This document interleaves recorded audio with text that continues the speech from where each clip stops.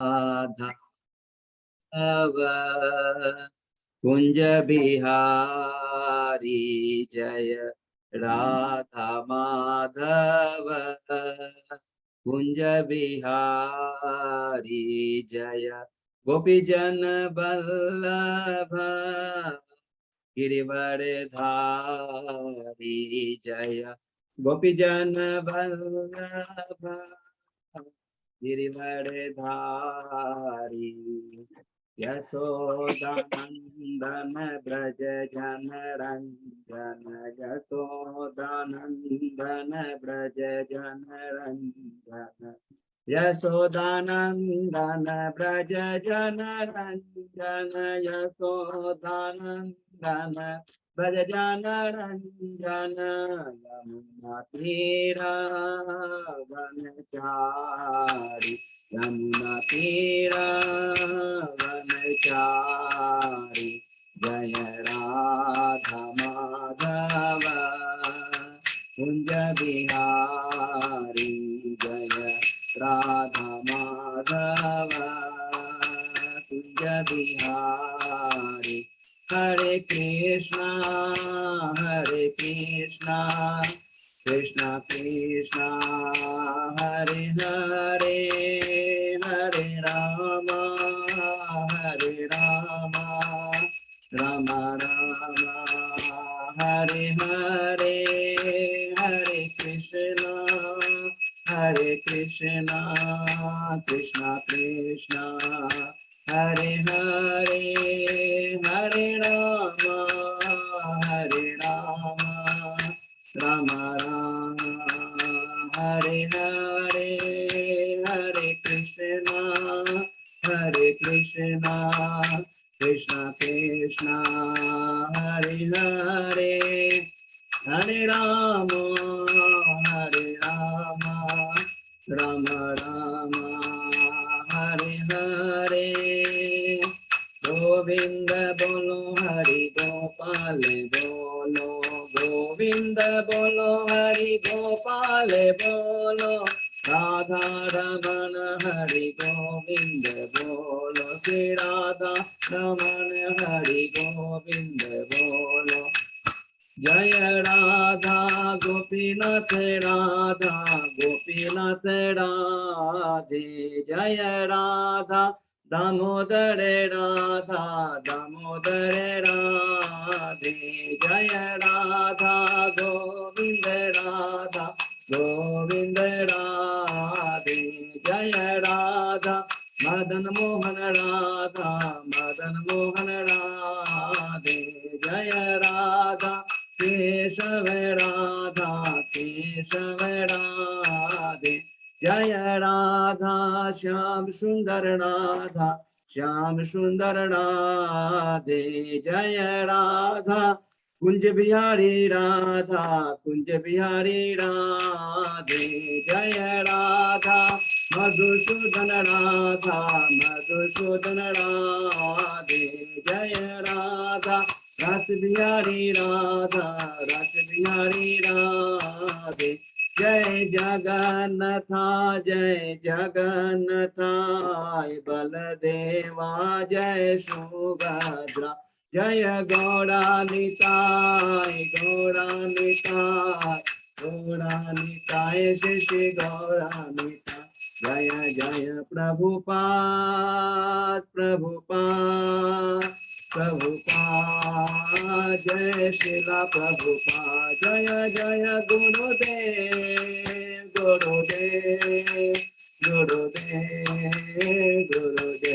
निताय गौर हरि बोल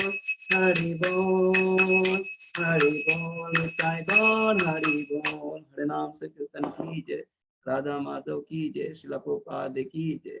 सही भक्तों को मेरा दंडवत प्रणाम। हरि बोल, हरि हरि बोल। बहुत बहुत धन्यवाद अजय पोदार को बहुत ही सुंदर कीर्तन करने के लिए। सभी भक्तों को बहुत बहुत धन्यवाद कीर्तन में भाग लेने के लिए। और अजय प्रभु ने हमें हमेशा जैसे एज यूजुअल हमें अलग अलग विग्रहों का अलग अलग जो प्रभुपाद जी ने ऑल ओवर वर्ल्ड में ये बताते हैं हमें अजय पोदार प्रभु की प्रभुपाद जी ने कितने विग्रहों की स्थापना की है ऑल ओवर वर्ल्ड में। ये याद रखेंगे, बहुत इंपॉर्टेंट है। थैंक यू सो मच राजा प्रताप प्रभु। अभी हम लोग मंगलाचरण करते हैं। ओम अज्ञानतिमिरान्धस्य ज्ञानाञ्जनशलाकया चक्षुरुन्मीलितं येन तस्मै श्रीगुरुवे नमः। श्रीचैतन्यमनोभीष्टं स्थापितं येन भूतले स्वयं रूप कदा मह्यं ददाति स्वपदान्तिकं। वन्देऽहं श्रीगुरु श्रीयुतपदकमलं श्रीगुरु वैष्णवांश्च श्रीरूपं साग्रजातं सहगना रघुनाथं वितं तं सजीवं स्वाद्वैतं सावधूतं परिजं सहितं कृष्ण चैतन्य देवं श्री राधा कृष्ण पादान सहगना ललिता श्री विशाखा वितांत च। नम ओम विष्णुपादाय कृष्ण प्रेष्ठाय भूतले श्रीमते भक्ति वेदांत स्वामिन इति नामिने। नमस्ते सरस्वती देवे गौरवाणी प्रचारिणे निर्विशेषा शून्यवादी पाश्चात्य देशतारिणे। वाञ्छा कल्पतरुभ्यस्य कृपा सिन्धुभ्य एव च पतितानां पावनेभ्यो वैष्णवेभ्यो नमो नमः। नमो महावदान्याय कृष्ण प्रेम प्रदायते कृष्णाय कृष्ण चैतन्य नामने गौरत्विषे नमः। हे कृष्ण करुणा सिंधु दीन बंधु जगतपते गोपेश गोपिका कांत राधा कांत नमस्तुते। तप्त कांचन गौरांगी राधे बिंदाबनेश्वरी विस्मानुसुते देवी प्रणमामि हरिप्रिये। नीलांचल निवासाय नित्याय परमात्मने बलभद्र सुभद्रायां जगन्नाथाय ते नमः। जय श्री कृष्ण चैतन्य प्रभु नित्यानंद श्री अद्वैत गदाधर श्रीवासादि गौर भक्तवृंद। मुखं करोति वाचालं पंगु लंघेगिरिं यत्कृपातहं वन्दे श्री गुरु दीनतारिणं। परमानंद माधवम श्री चैतन्य ईश्वरम। हरे कृष्णा कृष्ण कृष्ण हरे हरे हरे राम राम राम हरे। श्री मंगलाचरण की जय। शिला प्रभुपाद की जय। हरे कृष्णा। आज के इस भागवतम चर्चा में सभी भक्तों का हार्दिक स्वागत है। सभी भक्तों के चरणों में मेरा सादर दंडवत प्रणाम है। हम याद करेंगे गुरु आचार्य साधु वैष्णव भागवतों की असीम कृपा से हम सब भक्त लोग मिल करके श्रीमद् भागवतम की चर्चा कर पा रहे हैं। और ये महीना तो विशेष महीना है।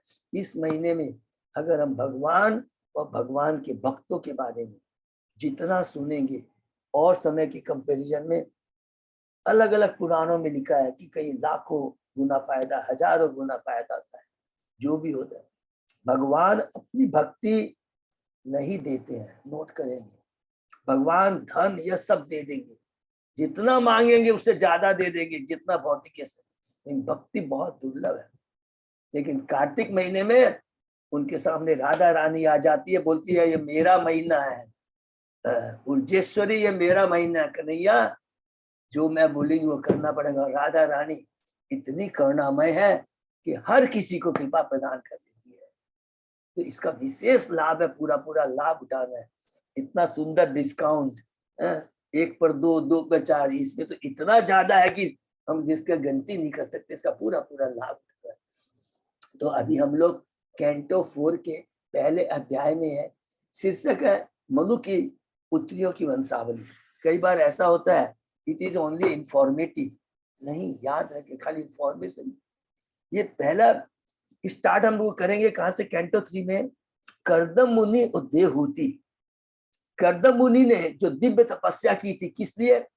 भौतिक भोग के लिए नहीं, कि हे पिता ब्रह्मा, हे प्रभु, आपने मुझे जो आदेश दिया है, क्या आदेश दिया है? कि आपने जो जनसंख्या बढ़ाने का आदेश दिया है, तो जनसंख्या कौन सी?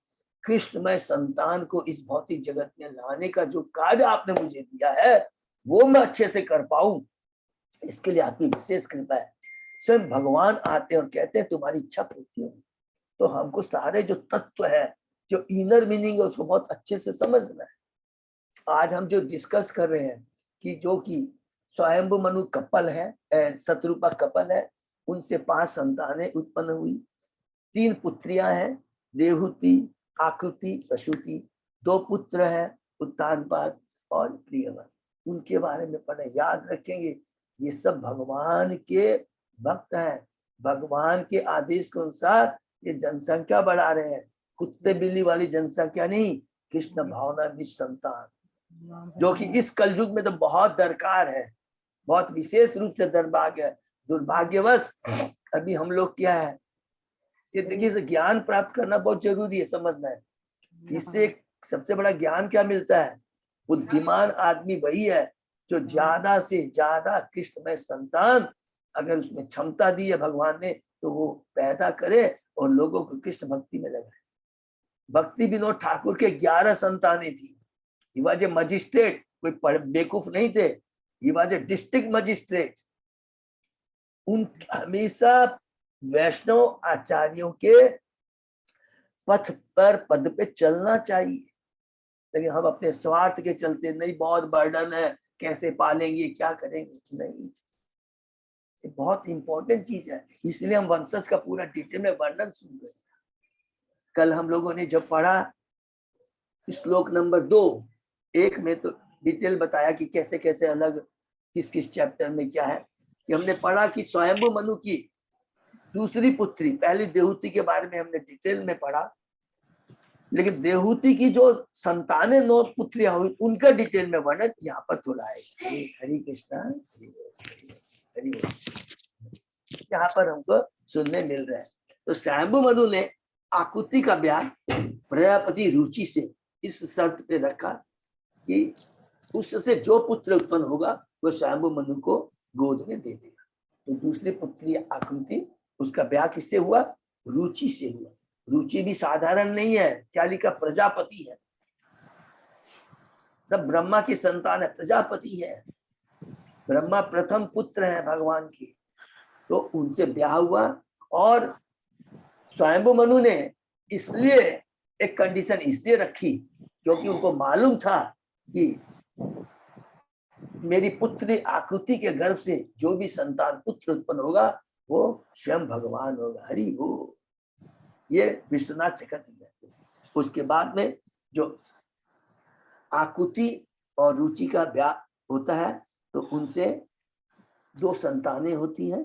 एक का नाम है यज्ञ, जो भगवान विष्णु का दूसरा नाम है, और दक्षिणा जो स्वयं लक्ष्मी की अंश अवतार है। बाद में यज्ञ का ब्याह दक्षिणा से होने के बाद में यज्ञ और दक्षिणा से 12 पुत्र उत्पन्न हुए।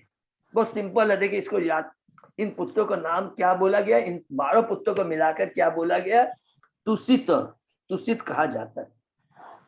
फिर बताया गया, ये हमने डिस्कस किया था कि जब हम 8वां कैंटो पढ़ेंगे अलग अलग मनुओं के बारे में पढ़ेंगे। प्रथम मुनु को है स्वयं मुनु, उसी तरह 14 मुनि, ब्रह्मा के एक दिन में 14 मुनि आते हैं। जहां जहां रेफरेंस मिलेगा हम डिस्कस करते जाएंगे, बहुत इंपॉर्टेंट है, बार बार नोट करते जाइए, कोई प्रॉब्लम नहीं।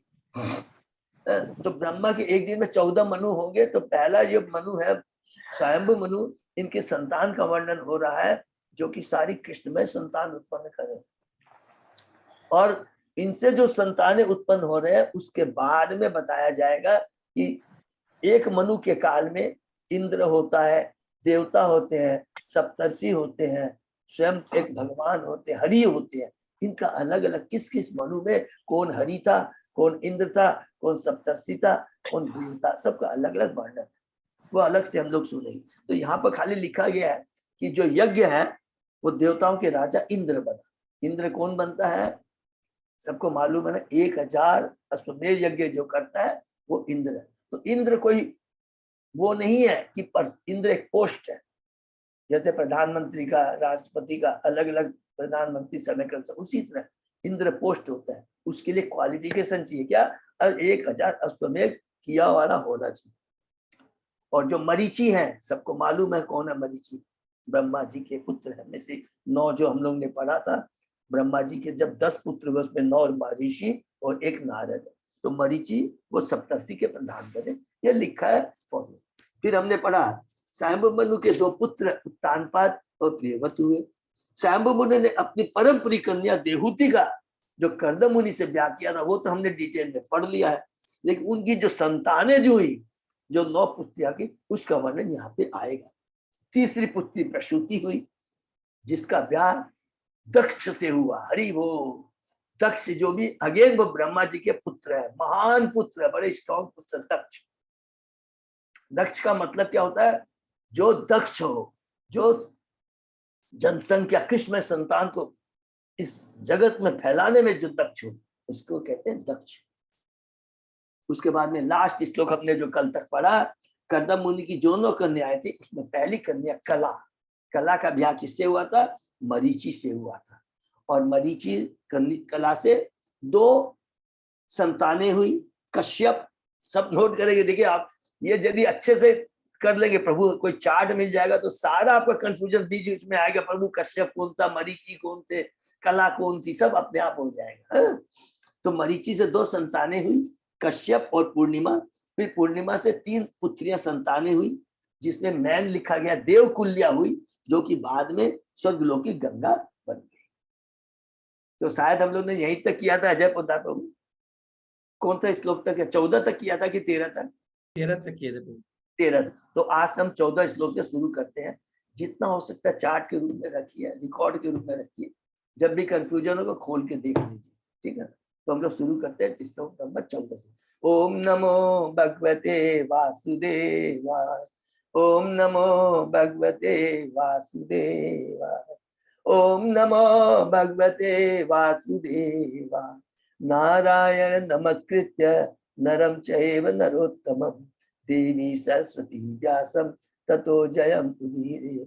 नष्टप्रायेषु अभद्रेषु नित्यं भागवत सेवया, भगवती उत्तम श्लोके भक्ति भवति नैष्ठिकी। आराधयो भगवान ब्रजेश तनय, ततदाम वृंदावन रमया काचित् उपासना, ब्रजवधू वर्गेण्य कल्पिता। श्रीमद्भागवतं प्रमाणम् अमलं प्रेमापुमर्तो महान्, श्री चैतन्य महाप्रभो मतम इदं तत आदरो न पर। हरे कृष्ण कृष्ण कृष्ण हरे हरे, हरे राम राम राम हरे। कैंटो 4 अध्याय 1 श्लोक नंबर 14 हम लोग करते हैं। पूर्णिमा असुत विरजम विश्वगम च परम तपः, देवकुल्याम हरि पाद शोचात या अभूत सरित दिवा। हे विदुर, कश्यप तथा पूर्णिमा नामक 2 संतानों में से पूर्णिमा के 3 संतानें उत्पन्न हुई, जिनके नाम वीरज, विश्वग तथा देवकुल्या थे। इन तीनों में से देवकुल्या श्री भगवान के चरण कमलों को धोने वाला जल थी, जो बाद में स्वर्गलोक की गंगा में बदल गई। इस सब का देखेंगे, एक एक वर्णन आएगा डिटेल में भागवत में। देवकुल्या यह तुरंत याद आ जाएगा। हाँ, देवकुल्या कौन थी? कि पूर्णिमा, कश्यप जो पूर्णिमा थी, पूर्णिमा से जो 3 संतानें मानी 3 पुत्रियां उत्पन्न हुई थी, उसमें से एक थी कश्यप तथा पूर्णिमा। इन 2 में से अब ये कश्यप और पूर्णिमा कौन थी? कला और मरीचि से। जो कला कौन है? देवहूति की 9 कन्याओं में से एक।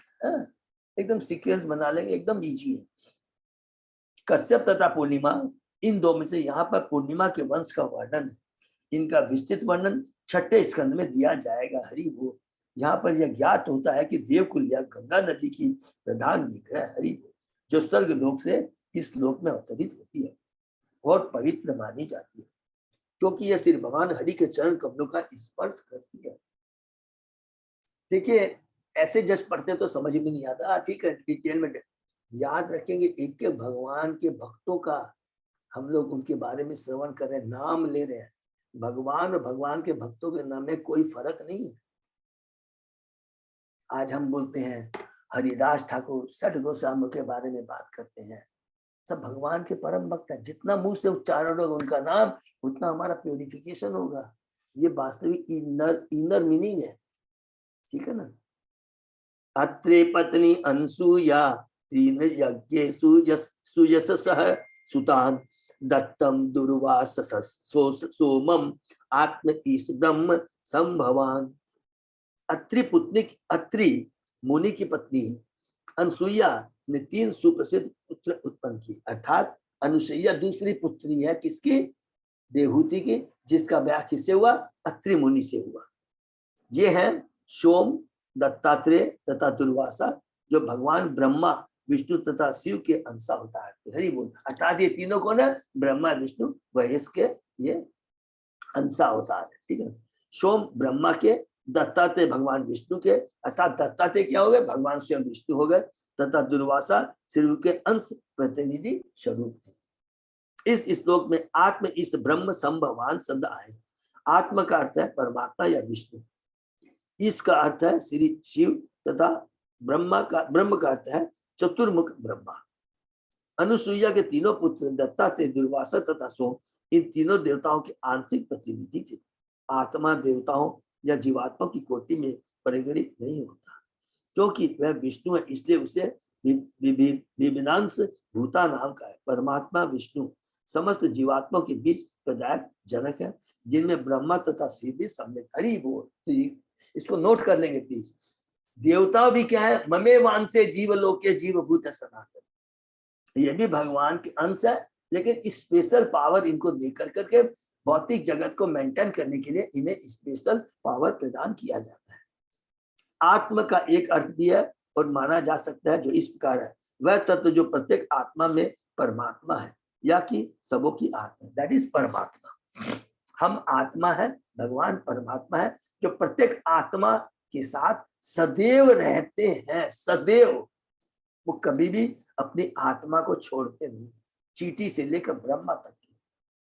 यही दत्तात्रेय के रूप में प्रकट हुआ, क्योंकि यहाँ पर अंश शब्द दत्तात्रेय माने परमात्मा, दत्तात्रेय जो कि भगवान विष्णु है, वो भगवान विष्णु जो परमात्मा के रूप में प्रत्येक जीवात्मा के हृदय में विराजमान रहते हैं। भगवद गीता में प्रत्येक आत्मा जीव को श्री भगवान का अंश रूप या परमात्मा कहा गया है। अतः यह क्यों न मान लिया जाए कि दत्तात्रेय भी उन्हीं अंशों में से थे।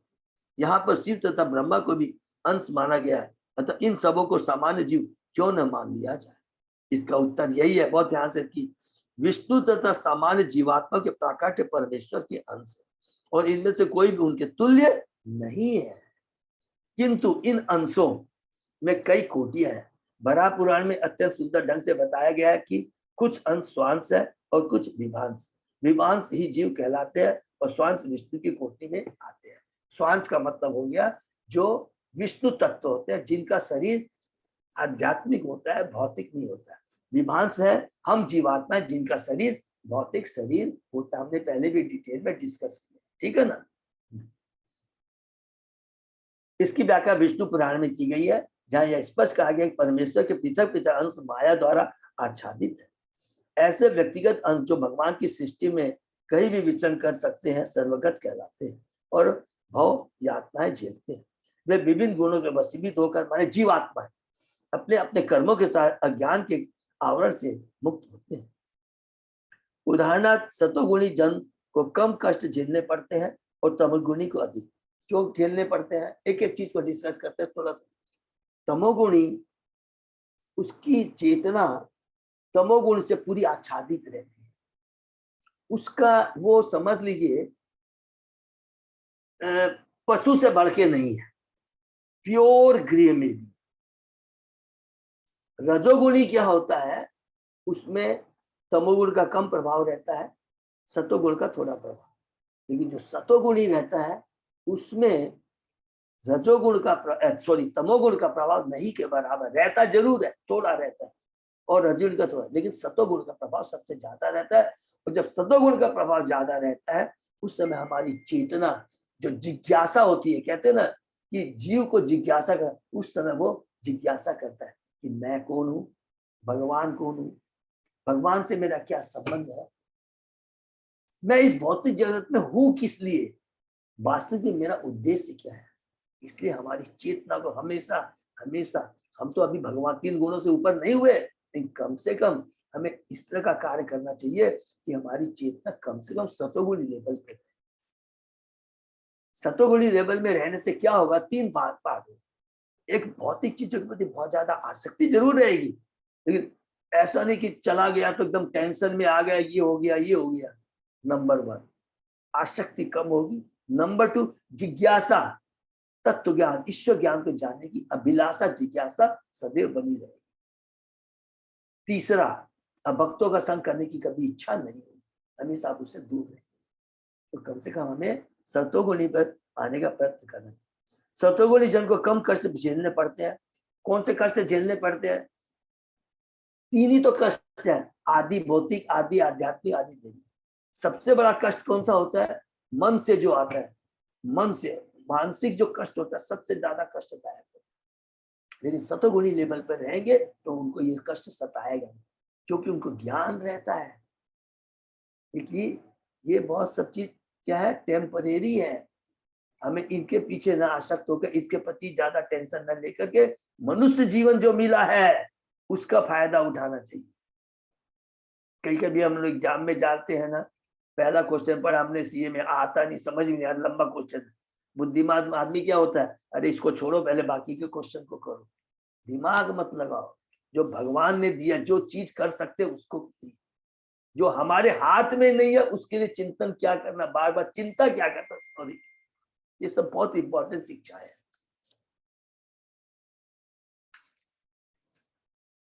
किंतु शुद्ध कृष्ण भक्ति तो प्रत्येक जीवात्मा का जन्म सिद्ध अधिकार है, क्योंकि वह परमेश्वर का अंश है। भगवान चेतना भी अंश रूप है, और जिस अनुपात से वह चेतना भौतिक मन से रहित होती है उसी के साथ जीवात्मा भिन्न भिन्न स्थान ग्रहण करती है। हरि बोल, इसको नोट कर लीजिए। जीवात्मा सच्चिदानंद है, हम भी सच्चिदानंद है। एक बेटे का बाप के ऊपर पूरा अधिकार है। मेरा पिता सच्चिदानंद है, मैं सच्चिदानंद हूं, मैं पिता का अधिकारी हूं, परमानेंट लीगल मैं अधिकारी हूं, भगवान की कृपा पाने का, भगवान के धाम में उनके साथ रहने का लीगल अधिकारी। लेकिन हम दुर्भाग्यवश उसको भूल जाते हैं, तीन गुणों के प्रभाव में आकर कर करके सोचते हैं भौतिक जगत ही बहुत ही आनंदमय है, अपने पिता को भूल के भौतिक जगत में आके कष्ट पाते हैं। वेदांत सूत्र में विभिन्न कोटि की जीवात्माओं की तुलना भिन्न भिन्न प्रकृति वाले दीपों से की है। उदाहरण, कुछ बिजली के बल्ब 1000 कैंडल बहुत सुंदर एग्जाम्पल है, शक्ति के होते हैं, तो कुछ 500 के, तो कुछ 50 के, किंतु इन समस्त बल्बों से प्रकाश होता है। यद्यपि इन सभी बल्बों में प्रकाश विद्यमान रहता है, किंतु इनमें प्रकाश की कोटि प्रकृति भिन्न भिन्न होती है। उसी प्रकार ब्रह्म का श्रेणीकरण है, श्रेणीकरण विष्णु के विभिन्न रूपों में परमेश्वर के विष्णु को स्वांश प्रसार दीपों के तुल्य है। शिव जी भी एक दीप के तुल्य है, परंतु 100% सत प्रकाश तो श्री कृष्ण ही। ये हमने पढ़ा, फिर भी नोट कर लेंगे, इसको अंडरलाइन कर। क्या विष्णु तत्व में 94%, अर्थात शिव तत्व में 84%, ब्रह्मा में 78% तथा अन्य जीवात्मा में ब्रह्मा के समान 78% तक रहता है। यह परसेंटेज में दिया है। और वैसे हम लोग क्या डिस्कस करते हैं, कृष्ण में 64, सबको याद है ना, उसको परसेंटेज में कर लेंगे। 64, 60 और 60 है विष्णु का, तो 60 डिवाइडेड बाय 64 करेंगे तो 94% आ जाएगा। ठीक है ना, बस सिंपल है। उसके बाद में शिव में क्या है, 55 है, और ब्रह्मा में 50 है, और हम जीवो भी 50 ला सकते हैं। 50 डिवाइडेड बाई 64 ऐसे करेंगे तो अपने आप समझ में आ जाएगा। क्लियर है ना? 60 डिवाइडेड बाई 64 तो 94% आ गया। शिव का है 55 डिवाइडेड बाई 64 84 आ जाएगा। ब्रह्मा का 50 है, 50 डिवाइडेड बाई 64 तो 78 आ जाएगा। कृष्ण में ही केवल 64 है। वो 4 जो है, जो विष्णु में नहीं है, सबको मालूम है, वेणु माधुरी, लीला माधुरी, रूप माधुरी, और क्या है, प्रेम माधुरी। प्रेम माधुरी। हरि बोल। ये 4 स्पेशल कृष्ण में है, इसलिए कृष्ण आ गया 100/100, विष्णु 94%, शिव 84% और ब्रह्मा 78%। किंतु जब जीवात्मा बद्ध होती है तो यह प्रकाश और भी मंद रहता है। हरि बोल, और भी कम हो जाता है। मैंने जीव 50% तक अर्थात 78% तक पा सकता है, लेकिन जैसे जैसे 3 गुणों में बनता जाता है, वो बल्ब का प्रकाश 1000 से 500, 500 से 200, और जो तमोगुणी होते हैं तो आप समझ लीजिए उनका कितना पावर होता है। समझे? निसंदेह ब्रह्म की कोटियां है, निसंदेह ब्रह्म की कई कोटियां हैं, इस तथ्य को कोई अस्वीकार नहीं कर सकता। अतः आत्मेश ब्रह्म संभवान सब सूचित करते हैं कि दत्तात्रेय विष्णु के प्रत्यक्ष अंश स्वरूप थे, स्वांश, जबकि दुर्वासा तथा शिव तथा ब्रह्मा के अंश है। ये है जीवांश है। स्वांश जीवान, जिनका विष्णु वाला शरीर आध्यात्मिक शरीर होता है वो विष्णु तत्व कहलाते हैं, जिनका भौतिक शरीर होता है वो जीव तत्व कहलाते हैं। इसको नोट कर लेंगे, बहुत सिंपल है। विदुरवाच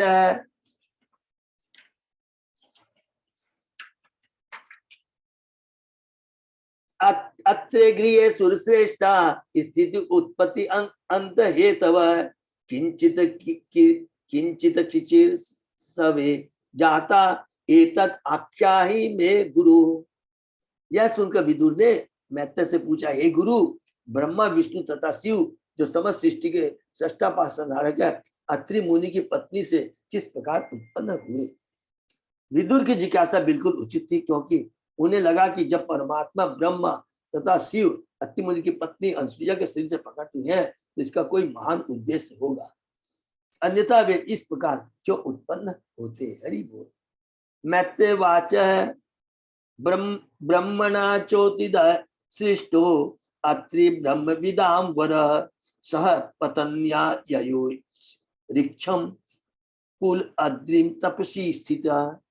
मैत्रेय ने कहा, अनसुईया से विवाह कर लेने के बाद जब अत्रि मुनि को ब्रह्मा ने वंश चलाने के लिए आदेश दिया, देखिए याद रखेंगे, कई पूरा एकदम अनुवाद में लिखा है, कोई ऐसे कि सबका उद्देश्य क्या है, सृष्टि का विस्तार करना, कौन से लिए, जिसे कृष्ण भावना भी संतान को देने के लिए। तो मैं अपनी पत्नी के साथ कठोर तपस्या करने के लिए ऋक्ष नामक पर्वत की घाटी में चलेगा। इसको भी नोट करेंगे, क्योंकि दोनों परम भक्त है। नहीं तो बीबी बोलेगी आप जाइए मैं नहीं जाऊंगी। दोनों भगवान के परम भक्त, अनसुईया देवहूति की पुत्री है, अत्रि ब्रह्मा प्रजापति हैं, ब्रह्मा के पुत्र हैं। हमने उधर भी पढ़ा था, देवहूति और कर्दम मुनि। कर्दम मुनि ने कहा तूने मेरी बहुत बड़ी तपस्या की है, तुम्हें भगवत प्रसाद दूंगा। देवहूति कहती है नहीं, मुझे अपना स्वार्थ नहीं चाहिए, पहले भगवान का जो आदेश है उसको पूरा करना है। क्या? सृष्टि को बढ़ाना है, इसलिए मैं मां बनना चाहती हूँ। इसलिए कभी भी कोई हमसे पूछे, याद रखेंगे, भक्त को बाहरी दृष्टि से आपको दिखाई देता है कि ये लोग भोग के लिए कर रहे हैं, नहीं, हर इनका कार्य चेतना कृष्णमय होती है। बाहरी दृष्टि से दिखाई देता है कि नहीं ये भौतिक है। तो स्वयं पत्नी अत्रि मुनि के साथ अनसुईया जाती है तपस्या करने।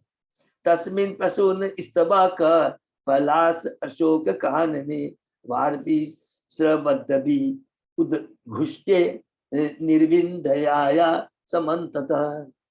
उस पर्वत घाटी में निर्विंदया नामक नदी बहती है। इस नदी के तट पर अनेक अशोक के वृक्ष तथा पलाश पुष्पों से लदे अन्य पौधे हैं। वहां झरनों से बहते हुए जल की मधुर ध्वनि सुनाई पड़ती रहती है। वे पति तथा पत्नी ऐसे सुरम्य स्थान में पहुंचे, क्योंकि क्या है, कहाँ गए, हर चीज के वजह शिक्षा है।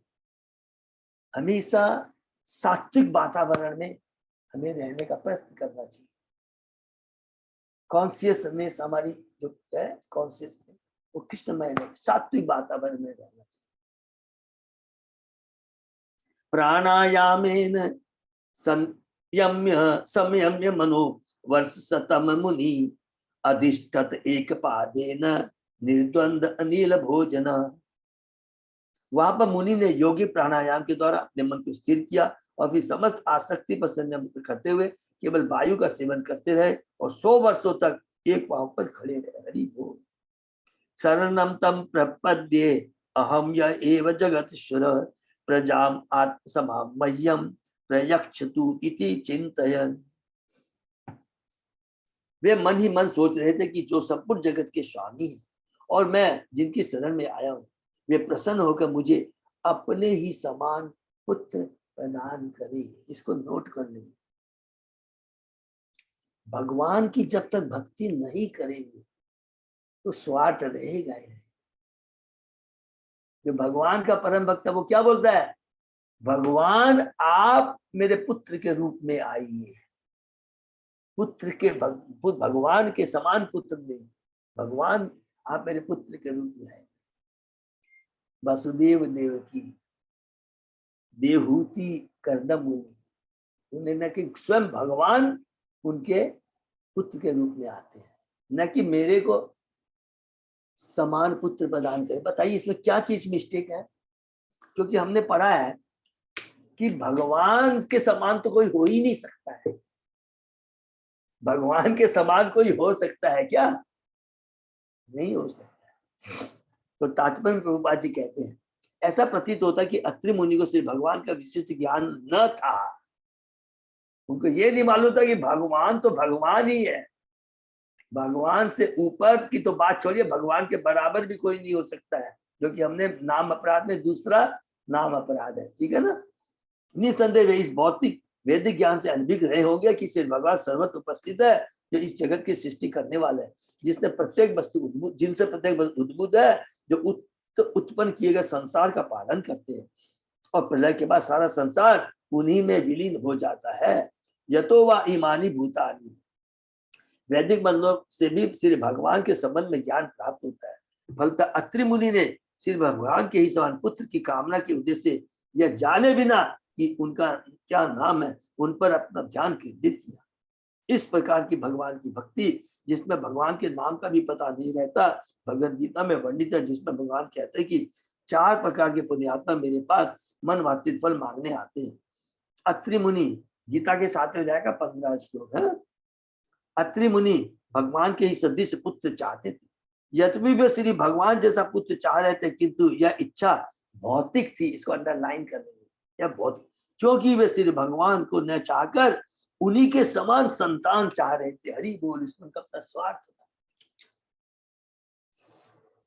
मैंने आपको भगवान के लिए, भगवान आप में इतने गुण, अरे आप जैसा मेरे को पुत्र दे दीजिए। यदि उन्होंने श्री भगवान को संतान रूप में चाहा होता तो इस भौतिक इच्छा से मुक्त रहते, क्योंकि तब उन्होंने परम सत्य को चाहा होता, किंतु उन्हीं के समान पुत्र की कामना करने से यह भौतिक इच्छा ही थी। अतः अत्रि मुनि की गिनती शुद्ध भक्तों में नहीं की जा सकती। हरि बोल। प्रभुपाद जी की इतनी बड़ी कृपा है, इतना सुंदर एक्सप्लेन करते हैं। तप्यमानम त्रिभुवनम प्राणायाम एदसा अग्निना निर्गतेन मुने मूर्धने समीक्ष प्रभवत्रया। जब अत्रि मुनि तब साधना कर रहे थे तो उनके प्राणायाम के कारण उनके सिर के एक प्रज्वलित अग्नि उत्पन्न हुई, जिसे तीनों लोकों के 3 प्रमुख देवों ने देखा। प्राणायाम ये सब करने से सबको याद है ना क्या मिलती है? अष्ट सिद्धि तक हमें मिल जाती है। श्री जीव गोस्वामी के साथ प्राणायाम की अग्नि मानसिक तोष है। उस अग्नि को परमात्मा विष्णु ने देखा और उन्हीं के माध्यम से ब्रह्मा तथा शिव ने भी देखा। अत्रि मुनि ने अपने प्राणायाम द्वारा परमात्मा अर्थात ब्रह्मांड के भगवान पर अपना ध्यान केंद्रित किया। जैसा कि भगवद गीता में पुष्टि हुई है, ब्रह्मांड के भगवान तो वासुदेव, हरि बोल, वासुदेव सर्वम की, और उन्हीं के आदेश पर ब्रह्मा तथा शिव कार्य करते हैं। अतः वासुदेव के आदेश से ही ब्रह्मा तथा शिव ने अत्रि मुनि द्वारा किए जाने वाले कठोर तप को देखा और नीचे आने के लिए प्रसन्न हुए, जैसा कि अगले श्लोक में बताया गया है। अप्सरे मुनि गंधर्व सिद्ध विद्याधरे उर्गे वितायमान यशसः तत् आश्रम पदम ययु। उस समय ये तीनों देव स्वर्ग लोक के वासियों यथा अप्सराओं, गंधर्वों, सिद्धों, विद्याधरों तथा नागों समेत अत्रि के आश्रम पहुंचे। इस प्रकार वे उस मुनि के आश्रम में प्रविष्ट हुए जो अपनी तपस्या के कारण विख्यात हो चुका था। वैदिक साहित्य में उद्देश्य दिया कि मनुष्य को श्री भगवान की शरण में जाना चाहिए, जो इस ब्रह्मांड के स्वामी है और इसका सृजन, पालन तथा संहार करने वाले, ये परमात्मा कहलाते हैं। और जब परमात्मा की उपासना की जाती है तो अन्य देवता यथा ब्रह्मा तथा शिव, विष्णु के सहित प्रकट होते, क्योंकि उन्हें परमेश्वर का आदेश प्राप्त होता है। भगवान के आदेश से ही शिव ब्रह्मा कार्य करते हैं। तत्प्रादुर्भाव संयोग विद्योतित मना मुनि उत्तिष्ठन एक पादेन ददर्श विबुद्ध ऋषभान। मुनि एक पैर पर खड़े थे, किंतु उन्होंने जो ही देखा कि तीनों देव उनके समक्ष प्रकट हुए हैं तो वे इतने प्रसन्न हुए कि अत्यंत कष्ट होते हुए भी वे एक ही पांव से उनके निकट पहुंचे। हरि बोल। प्रणम्य दंडवत भूमो उपतस्थे अरहन अंजलि वृष हंस सुपर्ण स्थान स्वे स्वे चिन्ह च चिन्हितां। तत्पश्चात उन्होंने उन तीनों देवों की स्तुति की जो अपने अपने वाहनों बैल, हंस तथा गरुड़ पर सवार थे और अपने हाथों में डमरू, कुश तथा चक्र धारण किए थे। ये सबको मालूम है, तो बस फिर भी नोट कर लेंगे। भगवान विष्णु का कौन सा वाहन है? गरुड़ है, ब्रह्मा जी का हंस है और शिव का बैल है। सबको मालूम है, फिर भी ध्यान। मुनि ने भूमि पर गिरकर उन्हें दंडवत प्रणाम किया। दंड अर्थात डंडा तथा वत का अर्थ है समान। अपने से बड़े के समक्ष भूमि पर दंड के समान गिरना होता है। इस प्रकार से सम्मान करना दंडवत कहलाता है। अत्रि मुनि ने तीनों देवों का इसी प्रकार से सम्मान किया। ये देव अपने अपने आसनों तथा चिन्हों के द्वारा पहचाने गए। इस संबंध में यहाँ पर वर्णित है कि भगवान विष्णु गरुड़ पर आसीन थे और अपने हाथ में चक्र धारण किए थे। ब्रह्मा हंस पर सवार थे और अपने हाथ में कुछ दुर्वा लिए थे। शिव जी वृषभ पर आसीन माने बैल पर आसीन थे और अपने हाथ में डमरू लिए थे। अत्रि मुनि ने उन्हें उनके विभिन्न वाहनों तथा चिन्हों से पहचान कर उनकी स्तुति की और सम्मान किया। कृपा अवलोकेन हसत वदनेन उपलंबितान तत् रोचिषा प्रतिहते निमिल्य मुनि अक्षिणी। अत्रि मुनि यह देखकर परम पुलकित हुए कि तीनों देव उन पर कृपालु हैं। उनके नेत्र उन देवों के शरीर के तेज से चकाचौंध हो गए। अतः उन्होंने उस समय अपनी आंखें मूंद ली। चूंकि तीनों देव हंस रहे थे, अतः अत्रि मुनि समझ गए कि वे उन पर प्रसन्न हैं। उनका जाज्वल्यमान शारीरिक तेज आश्चर्य। अतः अत्रि ने उस समय अपनी आंखें बंद कर ली। चेत तत्प्रवणम जुंजम अस्तावित संहत अंजलि सलक्षणया सुक्तया वाचा सर्वलोक गरीयस। अश्री उवाच विश्वो उद्धव स्थितिलयेषु विभज्यमाने माया गुणे अनुगुह्यम विगृहीत देहा ते ब्रह्म विष्णु गिरिशा प्रणते अस्मि अहं व दिव्यक एव भवतां मे यो उपहुतः।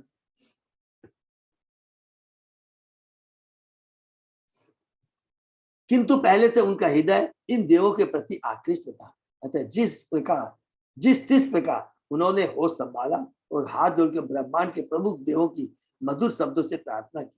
अत्रि मुनि ने कहा, हे ब्रह्मा, हे विष्णु तथा हे शिव, आपने तीनों गुणों को स्वीकार करके अपने को 3 शरीरों में विभक्त कर लिया। जैसा कि आप प्रत्येक कल्प में दृश्य जगत की उत्पत्ति, पालन तथा संहार के लिए करते आए हैं। मैं आप तीनों को सादर नमस्कार करता हूँ और मैं जानना चाहता हूँ कि मैंने आप में से किसको बुलाया था। हरि बोल, ये बहुत सुंदर बात है। बोला मैंने तो खाली एक जन को बुलाया था कि भगवान के रूप में मुझे एक पुत्र मिले, तो फिर आप लोग 3 लोग क्यों आ गए? अत्रि मुनि ने जगदीश्वर अर्थात ब्रह्मांड के स्वामी का आह्वान किया था। ये भी एक बहुत इंपॉर्टेंट पॉइंट है। जगदीश्वर है, जगत के ईश्वर, जगत के पालनहर्ता। भगवान सृष्टि के पूर्व विद्यमान रहे होंगे, अन्यथा वे इसके स्वामी ईश्वर कैसे बनते? यदि कोई भवन का निर्माण कराता है तो इससे सूचित होती है वह उस भवन निर्माण के पहले से विद्यमान है। फलतः ब्रह्मांड के सृष्टा परमेश्वर को त्रिगुणातीत होना चाहिए। किंतु यह ज्ञात है कि विष्णु सत्व गुण के, ब्रह्मा रजोगुण के तथा शिव तमोगुण के अध्यक्ष अधिष्ठाता देवता माने अध्यक्ष है। अतः अत्रि मुनि ने कहा, वह जगदीश्वर अवश्य ही आप में से ही कोई है, किंतु आप तीनों एक साथ प्रकट हुए। अतः मैं यह नहीं समझ पा रहा था कि मैंने किसका आह्वान किया था। कृपया मुझे बताएं कि आप में से कौन जगदीश्वर है। वस्तुतः अत्रि मुनि को भगवान विष्णु की स्वाभाविक स्थिति के विषय में संदेह था, किंतु उनका दृढ़ विश्वास था कि जगदीश्वर माया द्वारा उत्पन्न प्राणी नहीं हो सकता। इसको अंडरलाइन कर ली। उनका यह प्रश्न कि उन्होंने किसे बुलाया था, यह सूचित करता है कि भगवान की वैधानिक स्थिति के विषय में संशय पूर्ण थे। अतः उन्होंने तीनों से प्रार्थना की, कृपा मुझे बताइए कि ब्रह्मांड का दिव्य स्वामी कौन है। निसंदेह उनका विश्वास था कि सभी भगवान नहीं हो सकते, बल्कि इन तीनों में से एक ही जगदीश्वर हो सकता है। जब भी भगवान सृष्टि करते हैं तो भगवान अपने को 3 रूप में प्रकट करते हैं। सबको मालूम है कि ब्रह्मा, विष्णु, महेश। एको मयो ये भगवान विविध प्रधाने चित्तीकृत प्रजन्याय कथम नु यूयम अत्र आगता तनु दिता मनसो अपि दुरात द्रुत प्रसिद्धत महान ईय विस्मय में। मैंने तो सिर्फ भगवान के समान पुत्र की इच्छा से उन्हीं का आह्वान किया था और मैंने उन्हीं का चिंतन किया था। यद्यपि वे मनुष्य की मानसिक कल्पना से परे हैं, किंतु आप तीनों यहाँ पर उपस्थित हुए हैं। कृपया मुझे बताएं कि आप यहाँ कैसे, क्योंकि इसके विषय में मैं अत्यधिक मोहग्रस्त हूँ। अत्रि मुनि का परम विश्वास था कि श्री भगवान ही जगदीश्वर है, अतः उन्होंने परमेश्वर के लिए प्रार्थना की। अतः उन्हें विस्मय हो रहा था कि तीनों किस प्रकार प्रकट हुए। अब इसका उत्तर मैत्रेय मुनि देते हैं। मैत्रेय वाच इति तस्य वचः श्रुत्वा त्रय विबुध ऋषभा प्रत्यायु सलक्षणया वाचा प्रहस्य तम ऋषिम प्रभु। मैत्रेय मुनि ने कहा, अत्रि मुनि को इस प्रकार बोलते हुए सुनकर तीनों देव हंसे और मृदु वचनों से इस प्रकार उत्तर दिया। देववाचु यथा कृते संकल्पे पाप्यम तेन एव न अन्यथा सत संकल्पस्य ते ब्रह्मन् यत् वेद्यायति ते वयम्। तीनों देवताओं ने अत्रि मुनि से कहा, हे ब्राह्मण, तुम अपने संकल्प में पूर्ण हो, अतः तुमने जो कुछ निश्चित कर रखा है वही होगा, उससे विपरीत नहीं हो सकता। हम सब वे ही पुरुष हैं जिनका तुमने ध्यान किया, हरि बोल, इसलिए हम सब तुम्हारे पास आए। अत्रि मुनि को जगदीश्वर या भगवान के किसी विशेष रूप का कोई स्पष्ट ज्ञान नहीं था। उन्होंने अनायास से सिर्फ भगवान का चिंतन किया था।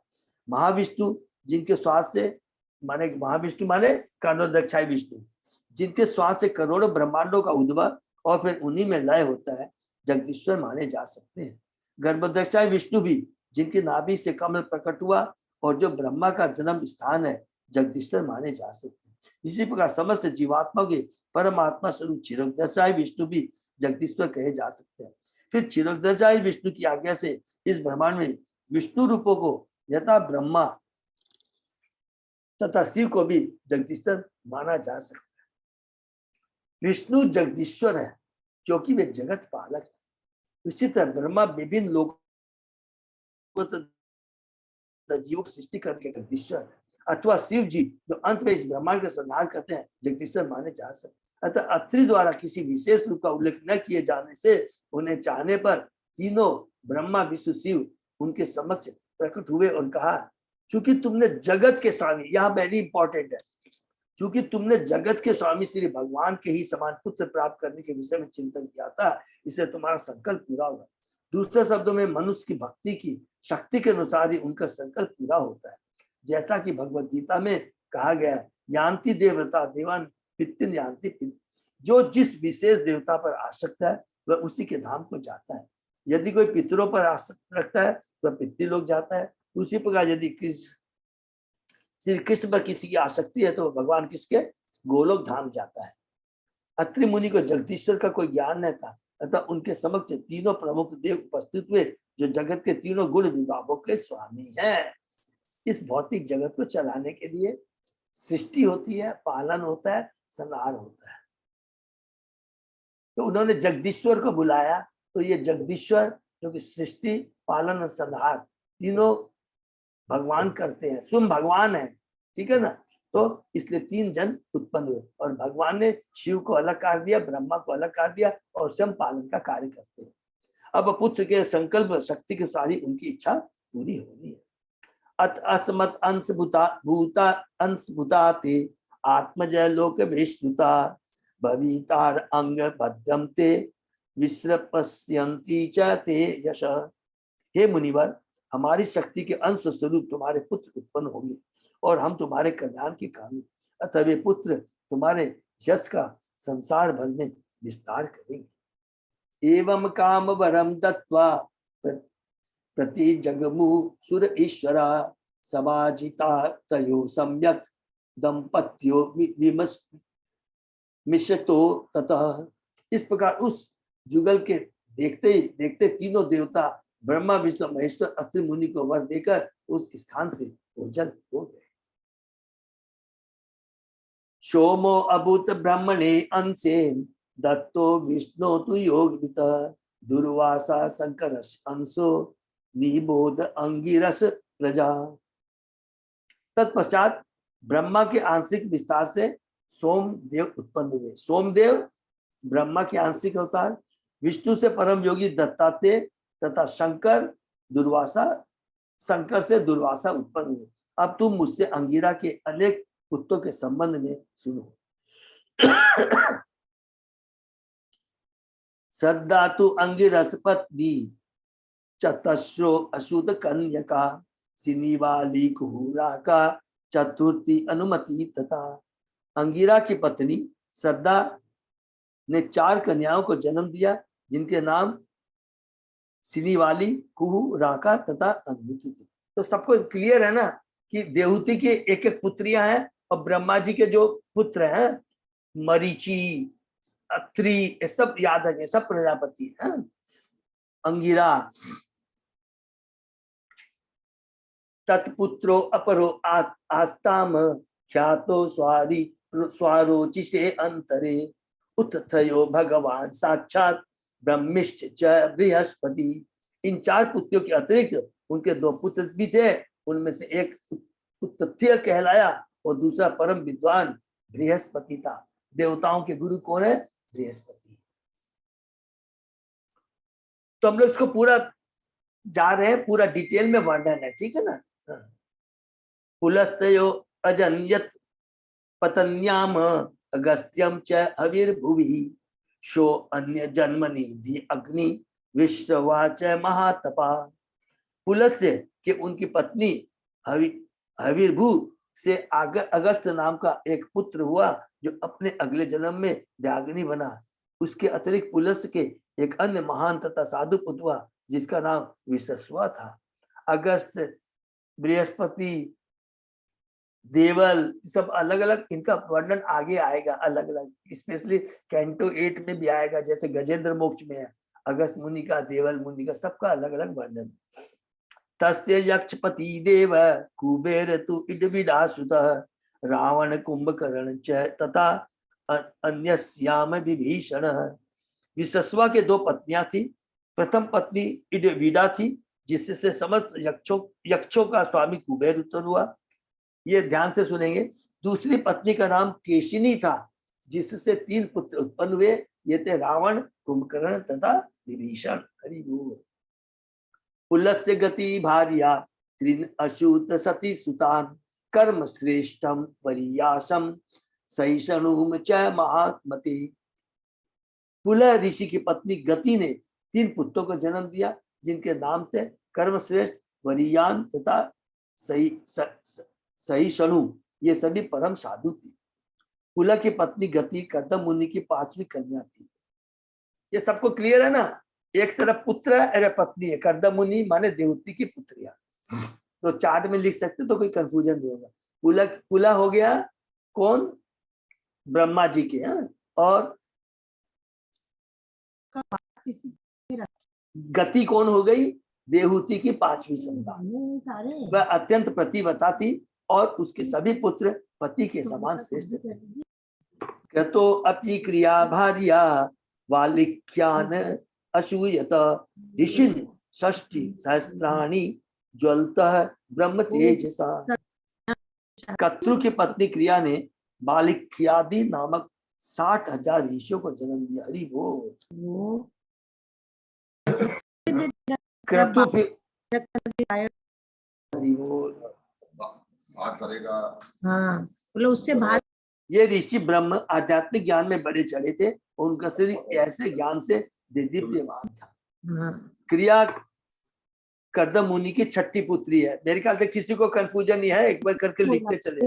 उनसे 60,000 ऋषियों को जन्म दिया जिन्हें बालखिल्य कहा जाता है,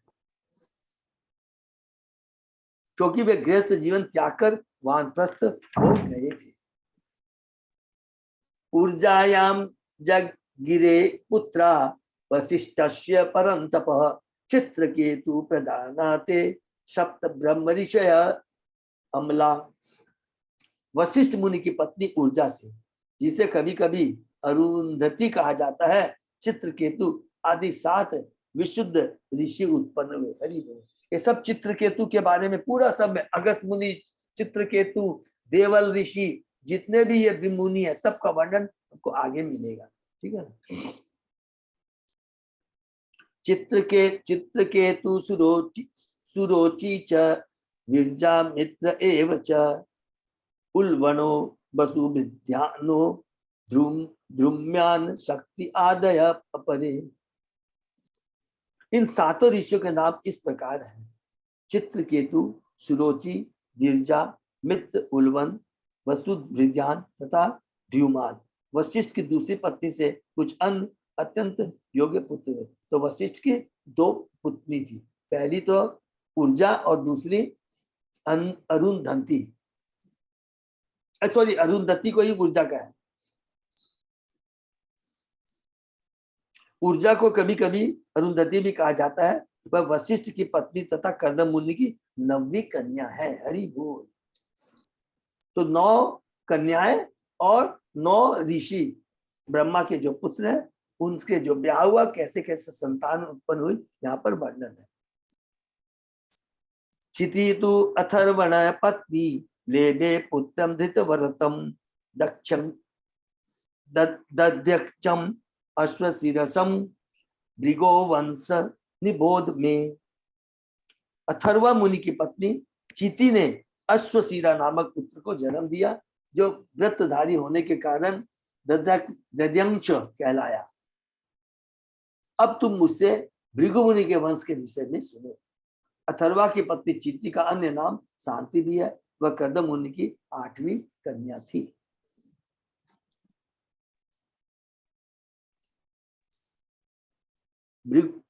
भृगुख्यातां महाभाग पत्न्याम पुत्रान् अजि जनत धातारं च विधातारं श्रियं च भगवत पराम।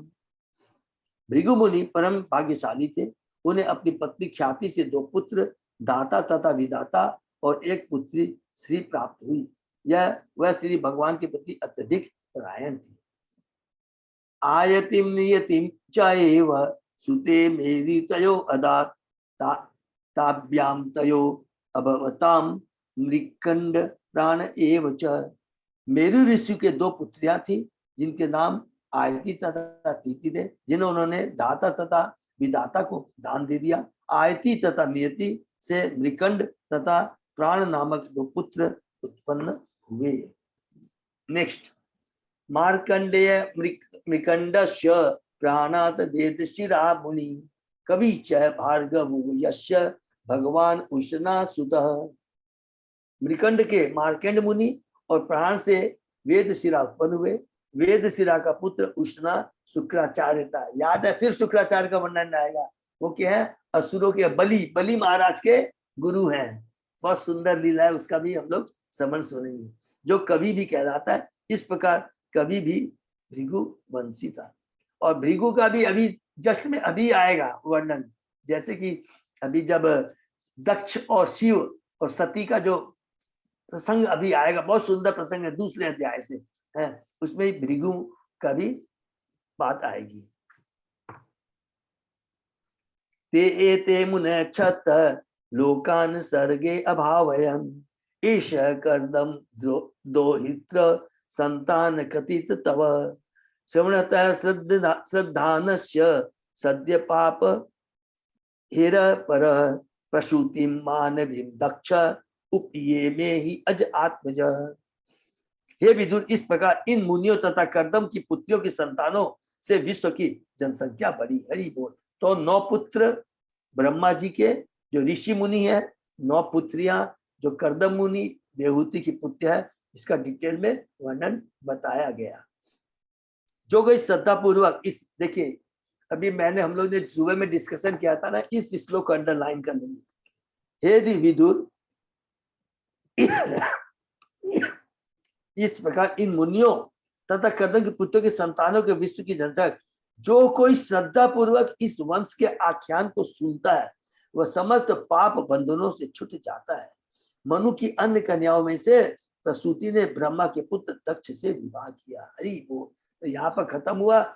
और ये कितनी बड़ी बात है। कई बार बोलते प्रभु ऐसे कैसे लिखा है, पहले मैं भी नहीं समझता था, लेकिन ये सब भगवान के परम भक्त हैं। भगवान के आदेश के अनुसार ये जनसंख्या बढ़ा रहे हैं। कौन सी जनसंख्या?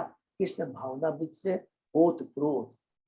केवल उनके नाम का उच्चारण करने से, भगवान भगवान के भक्तों का नाम का उच्चारण करने से हम नोट कर लेंगे, हमारी चेतना शुद्ध होती है, तो चेतना शुद्ध होती है। तो नाम में कितनी बड़ी शक्ति है। कहते हैं भगवान से बड़ा भगवान का नाम, भक्तों का नाम वो दिव्य होता है। हरे कृष्णा। यहीं पर हम लोग विराम दे सकते हैं। थोड़ा सा लग रहा है कॉम्प्लिकेटेड, लेकिन चार्ट के रूप में लिख लेंगे तो अच्छा रहेगा। ये बहुत काम आएगा हम लोग को आगे है। काम का मतलब है रेफरेंस पर्पज के लिए काम में आएगा। तो जब इतनी बड़ी बात लिख दिया, केवल डिस्कशन करने से सब पापों से मुक्त हो जाएंगे, है तो कितनी बड़ी बात है। तो हम लोग को बहुत बड़ा भाग्य है कि हम लोग कार्तिक महीने में ये श्रवण कर रहे हैं। भगवान और भगवान के भक्तों का डिटेल में हमने श्रवण किया उनके। हरे कृष्णा। तो ये जस्ट इंफॉर्मेटिव नहीं है, बहुत कल्याणकारी भी है, क्योंकि लास्ट श्लोक में हमने पढ़ा 47वें श्लोक। ठीक है, किसी का कोई सॉरी मुझे क्षमा कीजिएगा, थोड़ा सा गलत। तो किसी का कोई प्रश्न? तो हम लोग यहीं पर विराम देते हैं।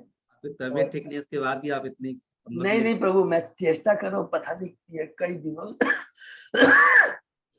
थोड़ा सा करना हो जाएगा। ठीक, कोई भी प्रश्न? सॉरी अजय प्रभु, कोई भी अनाउंसमेंट है क्या? अनाउंसमेंट तो अभी ऐसा कुछ नहीं, कल कर ही दिए थे अभी।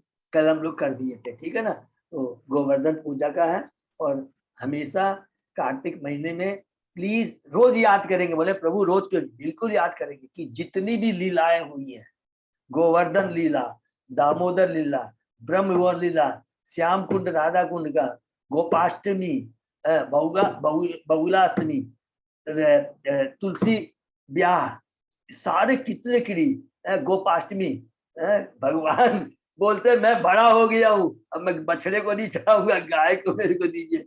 धन्यवाद। बहुत सुंदर सुंदर लीला है। तो मौका मिलेगा तब लोग डिस्कस करेंगे। तो ये बहुत बढ़िया महीना है, बहुत पावरफुल है। प्रभु जी, ये दक्ष जो है ये पार्वती जी के पिताजी थे क्या? है माता जी? ये दक्ष जो नाम आए, यस यस यस पार्वती माता जी जी के पिताजी थे ना? यस यस यस, बिल्कुल बिल्कुल। हाँ, उसमें भी हम लोग डिस्कस करेंगे माता जी। क्या है ना, जैसे जस्ट आपने प्रश्न किया, सती पहले बोलते हैं सती, फिर क्या होता है कि वो आत्मदेह कर लेती है, शंकर बहुत नाराज होते हैं, फिर उनका जन्म होता है, वो पार्वती है, हिमालय की पुत्री बनती है। तो हम लोग डिस्कस करें। बिल्कुल आपने सही कहा। ठीक है, हरे कृष्ण। तो हम लोग को ज्यादा से यही अंतिम में हम लोगों की एक दूसरे से रिक्वेस्ट है, एक ही चीज का बस ध्यान कीजिएगा, जो मेरे को डर लगता है, अब भक्तों का संग बिल्कुल नहीं करना है। कभी कभी सोच लीजिए कोई भी अपने को बोलता है प्रभु आपके संग बैठना, बड़ी प्लानिंग करनी है, ये करना, ठीक है प्रभु 8 नवंबर के बाद बात करेंगे। जितना चेष्टा हो सकता करना चाहिए ना। ऐसा नहीं है कि वैसा अरे प्रभु बोलना तो नहीं, we should try our best, और इधर से चेष्टा करेंगे तो भगवान सुनेंगे। क्योंकि दिवाली के टाइम में बहुत वो आते हैं ना, इनविटेशन आते हैं ना, तो बहुत संभल के रहना है। तो ध्यान रखना कि भक्ति हमारी कहीं भी इसमें। हाँ माता जी, जो बोलते हैं अत्रि मुनि की और अनसुईया की जो 3 संतान आप बता रहे, दुर्वासा मुनि और दत्तात्रेय और ईश्वर, हाँ ये जो विष्णु जो भगवान को बोलते हैं ना, ये 3, हाँ प्रभु जी जो बच्चे रूप में मतलब आए थे वही है ना, मतलब दूसरा वो हुआ था, समझ में नहीं आया प्रभु जी मुझे। सब बोलते हैं ना कि अनसुईया के 3 पुत्र हुए थे, भगवान लोग अपने आके वो किए थे, हाँ पुत्र के रूप में, यही मतलब है ना माता जी। अनसुईया के बहुत ध्यान से, बहुत सिंपल है, ये अनसुईया के 3 पुत्र हुए, सोम, दत्तात्रेय और दुर्वासा। वो दे विल रिप्रेजेंट, वो बाद में वो रिप्रेजेंट करते हैं ब्रह्मा विष्णु महेश। अच्छा, ठीक है ना। आप प्रभु जी बोलते हैं ना कि ब्रह्मा विष्णु महेश आके उनके पुत्र के रूप में हुए थे, तो हाँ, यही हुए प्रभु। हाँ ये यस, ये करते हैं। उन का अंश प्रकाश भी बोल सकते हैं ना प्रभु? अंश प्रकाश भी इसको बोल सकते हैं माता जी। मैन बोलेंगे कौन हुए? सोम, ब्रह्मा, दत्तात्रेय, विष्णु और दुर्वासा शिव। हाँ सिंपल। हरे कृष्णा। हरे कृष्ण प्रभु जी, दंडवत प्रणाम। दंडवत प्रणाम। दंडवत सबको दंडवत प्रणाम प्रभु। विराम देते हैं। हरे कृष्ण। दंडवत प्रणाम प्रभु। दंडवत प्रणाम। हम लोग यही विराम देते हैं क्लास। दंडवत प्रणाम प्रभु जी। सही भक्तों का कृष्ण प्रभु जी, सादर प्रणाम। नहीं विराम देते हैं, कल सुबह 7 बजे। हरे कृष्ण, दंडवत प्रणाम।